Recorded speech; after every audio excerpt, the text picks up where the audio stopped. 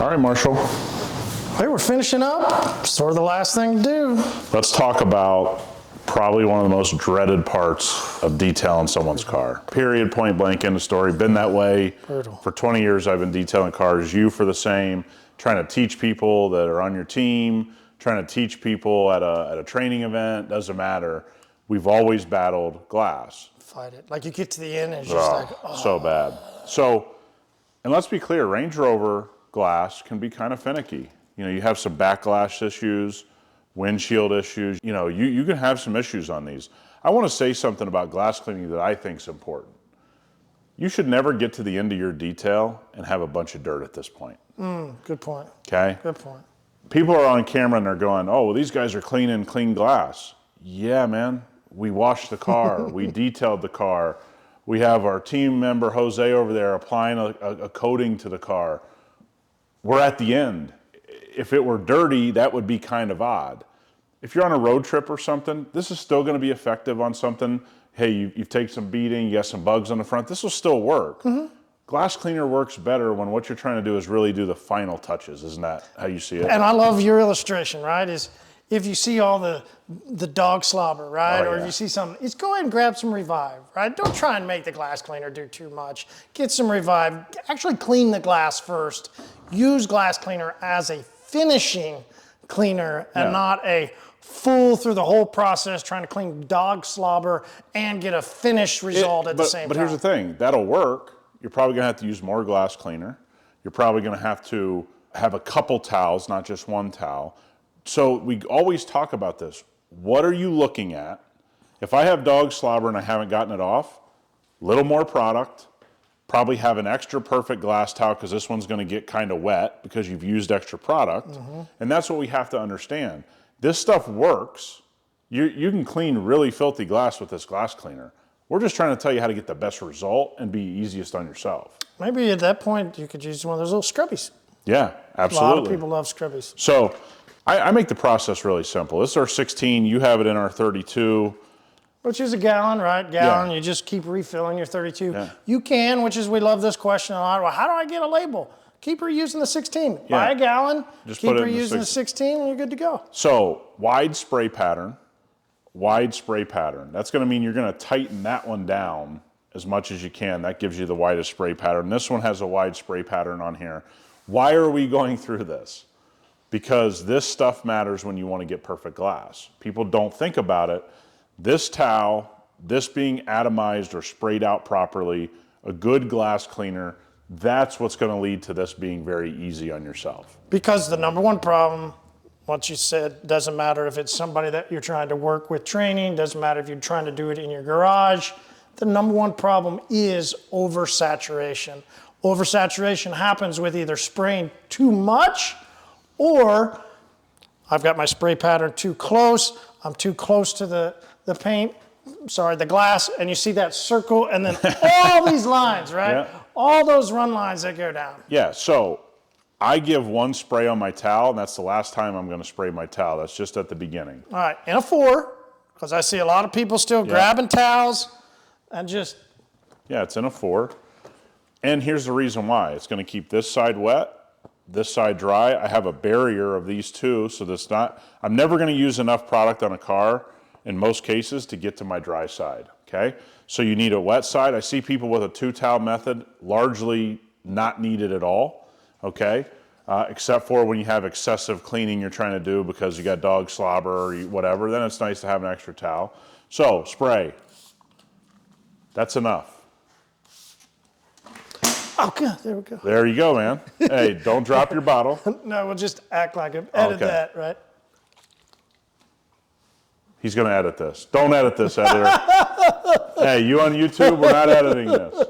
So, we both just did one mist of spray, mist. I'm gonna go in with the wet side, and I'm just gonna work the product in, okay? Now I'm gonna box it in.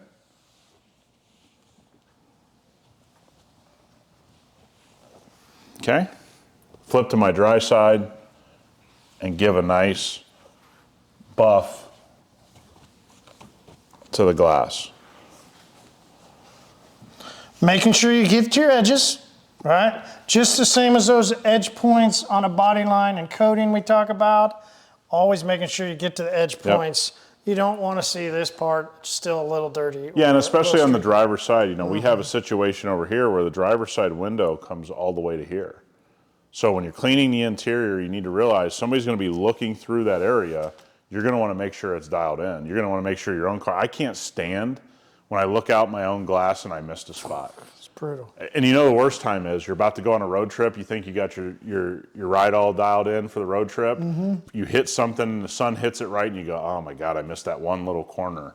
So again, kind of something that's a theme with us is we don't really do super fast motions on most things, right? Like we're not fighting. Yeah, you're calm and collected. Right. Now, we use that word a lot, don't we? But when it comes to glass cleaner, it seems to be part of that struggle. We say you get to the end of the detail, and one of the reasons why you're not excited about getting into it is sometimes I'm having to like scrub, and I'm like, ah. So let me talk about what I do on side mirrors. Okay, I'm not going to spray product directly on a side mirror.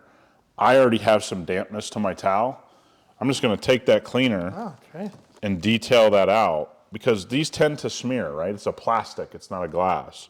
And so I can get a detailed look to this by just using the wet side, going back and using the dry side, buffing it clean. Even if you have excessive dirt there, spray it into your towel, don't spray it directly here because you're just gonna fight it a little bit. That piece of plastic acts very differently than this. Good point. So when I go into the interior, I think you probably feel this way too. I'm going to be a little bit more cognizant of what I'm doing. I don't want to spray this all over the interior. Again, one spray.